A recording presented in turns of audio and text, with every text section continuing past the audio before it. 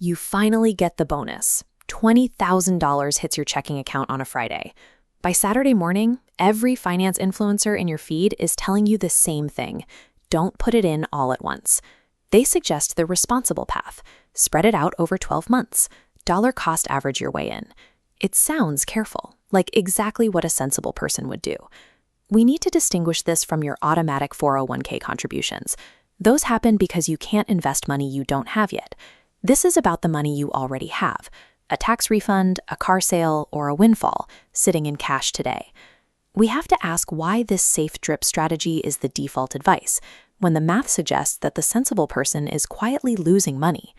Vanguard investigated this by running 46 years of market data across 3 different countries, simulating every possible starting month to see which approach actually built more wealth. Across thousands of simulations, the investor who put the whole pile in on day 1 finished ahead 68% of the time. The probability of winning increases for conservative portfolios. For 100% bonds, lump sum finishes ahead 90% of the time. On average, choosing to drip that money in over a year results in a return that is 2.3% lower than simply hitting invest on Monday morning. Spreading the investment out over 12 months often functions more as a drag on performance than a protection against risk. To understand why the lump sum wins, we have to look past the feeling of safety and at the daily realities of the market. The stock market is weighted toward growth, closing higher on roughly 54% of trading days. Compounded across a year, that tiny edge creates an enormous gap. Every day in cash is a bet against a coin landing heads 54 times out of 100. With a $20,000 lump sum, your entire pile of money starts working at its expected return for the full 12 months. Compare that to the drip plan. The first chunk works for 12 months, but the last chunk only works for 1. On average, your money is only exposed to the market's growth for about 6.5 months. The lump sum strategy wins because it maximizes time. The drip method forces your money to sit in cash, missing out on the small but reliable daily advantage the market provides. This math usually runs into one primary fear, the 30% crash. What happens if you invest everything the week before the bottom falls out? Even the unluckiest investors, the ones who bought the literal peak of 2007 or 2020, ended up ahead of the drip investors over 20-year periods. While the crash hurts both investors, the lump sum investor holds more shares during the recovery. They have more skin in the game, allowing their portfolio to capture the full upward swing of the market's return.